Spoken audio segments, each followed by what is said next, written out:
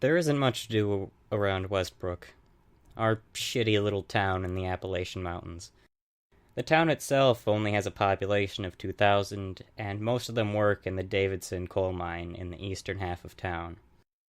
My dad used to work there, before the accident. He died of sulfur poisoning down in what the workers call the gate, the deepest part of the mine. They couldn't even get his body. It was too deep in the hole. All they know is that after he died, the level of the mine where he died had extremely high sulfur levels. It's alright though. I was only around 6 when it happened, so I don't remember much. Just my sister was crying and my older brother arguing with my mother about him taking Dad's old job. We needed some source of income, and my mother is a small, timid woman, not fit for the mines. So my brother picked up the miner's helmet, and we started to recover. Over time, the memory of my father slowly faded away from my memory.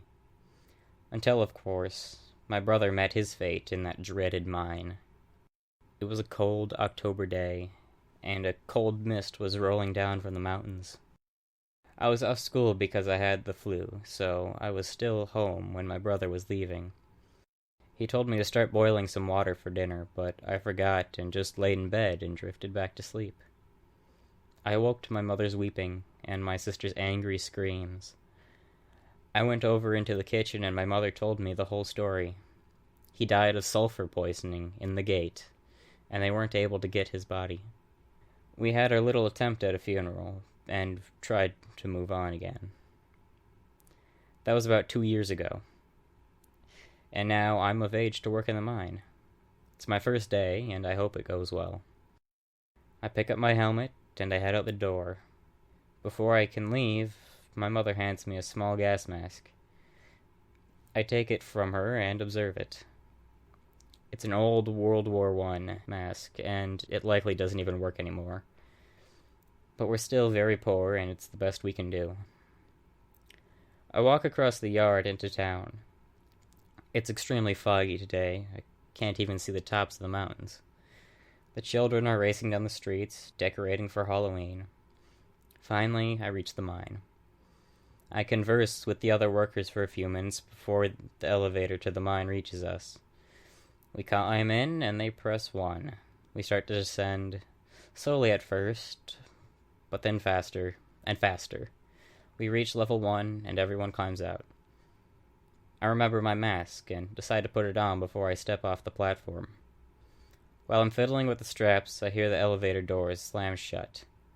That's alright, I think to myself. I might get scolded for being late, but it's my first day. They'll forgive me. But then the elevator starts to go down. I look at the level counter.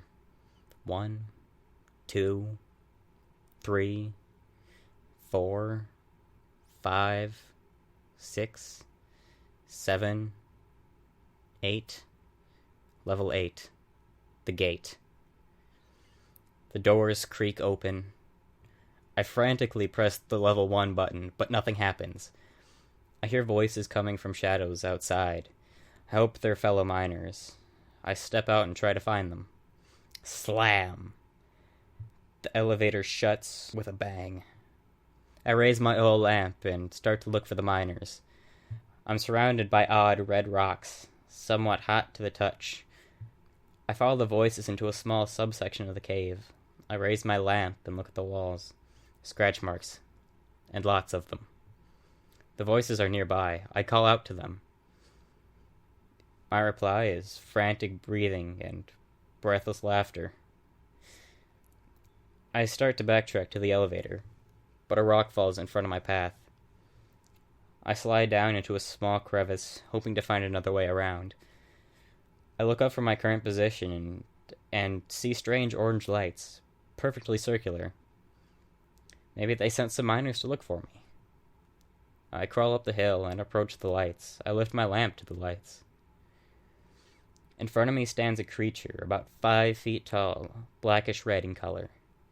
The skin appears to be coarse and thick. 2 small goat-like horns protrude from the head. 5-foot-long claws hang lazily from its hands. It grins. Its teeth are serrated, its face oddly human in structure. Before I can run, it slices my leg, and I fall. A small pool of blood is forming at my legs. The creature stands over me, slices the gas mask's filter in two. I scramble desperately away, managing to crawl in another subsection of the cave. My legs are losing a lot of blood, and my vision starts to become hazy. What was that thing? It seems so human, yet so different at the same time. I hear its claws scrape the rocks outside. It's getting closer. I've got to find a way out.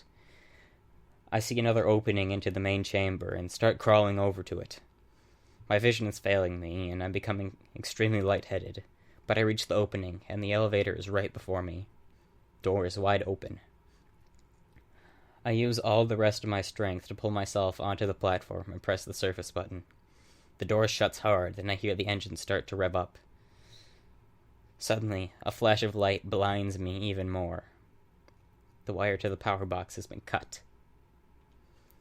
The lights in the elevator have gone out, but I can see their eyes coming closer.